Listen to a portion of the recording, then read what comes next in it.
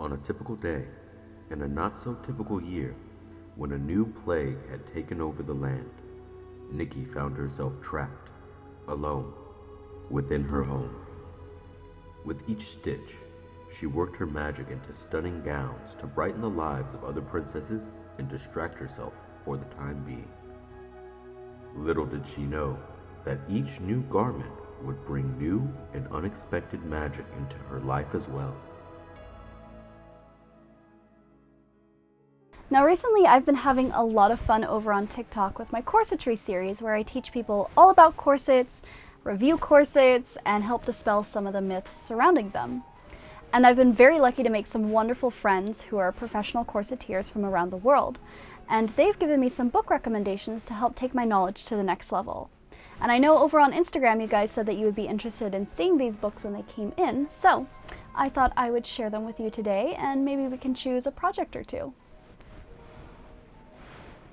Corsets and crinolines is a staple for historical undergarments as it covers the entire history, construction, and patterns from the 1500s to 1925. Patterns of Fashion 5 is fantastic for anyone interested in stays and panniers, and Janet Arnold's work is iconic. Plus, the new additions like photos of museum pieces is just to die for. Last but certainly not least is the book Wasted Efforts by Robert Doyle. I could not wait to get my hands on this one as it's considered to be a bit of a holy grail book, and I definitely see why. I really can't wait to make a corset with the aid of this textbook, so what do you say we choose one?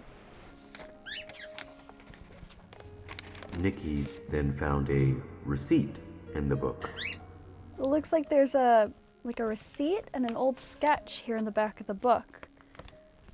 It's dated 1898. For one combinations for $1.50. Oh my gosh. Oh, but it's so pretty. Look at her face and her hair. She's so cute. I wonder. Some rummaging through fabrics later. Ha! Found it. Yeah, it looks like I have just enough of this light cotton to make it. Now this is a broderie anglaise, at least I think that's how it's pronounced, which is basically just a light embroidered like eyelet cotton, which is not historically accurate in really any capacity compared to the extant garments that I've seen in museums, but I'm really drawn to the design and I feel like this will look really cute with it, right? So let's make it. Before I could get to work, I wanted to research the designs and techniques used for these types of undergarments. This garment was meant to protect the corset from the body and its oils, and the body from any corset chafing, which, for anyone who has ever experienced chub rub, you'll know the sensation. The term combinations comes from combining the chemise and drawers of the previous decades, and was very fashionable for young women to wear. These were a precursor to modern underwear. The crotch, however, was left split for, well, natural reasons. However, I will be adding buttons as seen in the combinations of the 1910s for modesty's sake. You know, I don't have very many buttons in my stash, at least nothing that will work for combinations. Whatever gets used should be pretty tiny and, well, pretty. You know, like Victoria's little secret. So I'm gonna go take a tea break and see what options I can find. As the young seamstress sat deep in contemplation, she pondered the endless button possibilities.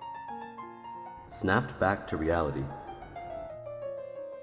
she realized even the most perfect buttons may not get to her in time.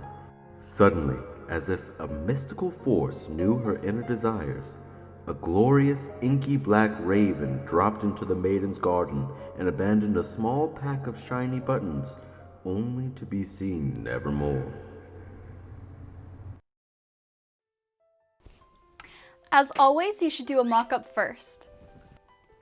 Then, when your pattern is ready, you can turn it into a paper pattern and cut it out of your final fabric.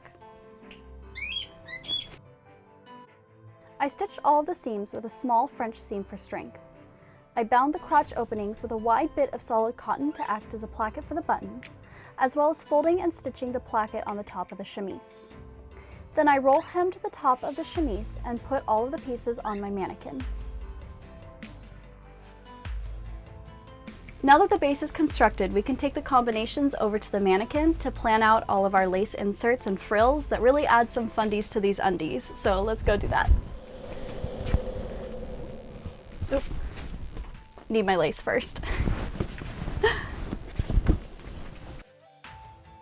I then attached the chemise and drawers together with a piece of biased satin ribbon to act as a belt so that it'd be smooth under the waist of the corset.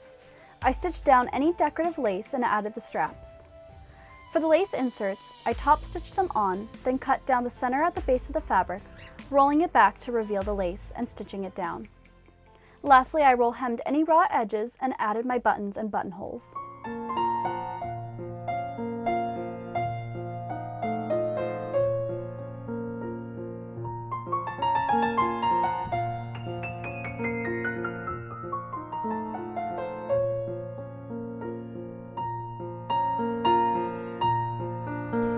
Thank you so much for watching, and I can't wait to start building an Edwardian corset to go with these combinations using wasted efforts. However, I do need your help. What fabric color or fabric type should I use for the fashion layer of the corset? Drop it in the comments down below. If you would like to see the full tutorial on how to build your own combinations or make a pattern for them, consider subscribing to my Patreon. We're launching this month and we have tiers as low as $1. Now I understand times are tough, so please don't feel obligated to subscribe. I appreciate you being here every week with me, so thank you. And with that, I will see you in 2 weeks to build an Edwardian corset. Bye!